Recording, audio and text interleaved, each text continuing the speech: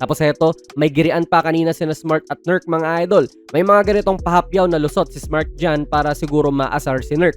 Kaya kita mo rin yung intensity na binibigay nito ni Smart na pwedeng maging positibo o negatibo rin sa team. Feel ko yung ganitong parang masyadong rough o animated ni Smart ang naging dahilan din kung bakit nakikita siya ng mga ref. 5 na yung fouls niya rito pero ganyang may mga unnecessary galawan pa rin siya. Kasi tignan nyo, nakayakap siya sa defender niya na pwedeng tawagan ng foul if makita nga ng ref. Mabuti na lang para sa LA hindi siya tinawagan dyan kasi careless foul yan kung magkataon tapos graduate na siya. Then patuloy din po yung magandang defensive game nito ni Kleber. Basang-basa niya yung balak ni Nurk. Na-telegraph niya yung pasa. Turnover sa Jazz.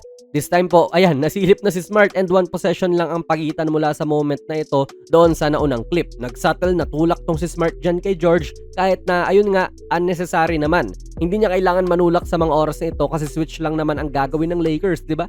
Graduate tuloy siya at nakita siya ng mga ref.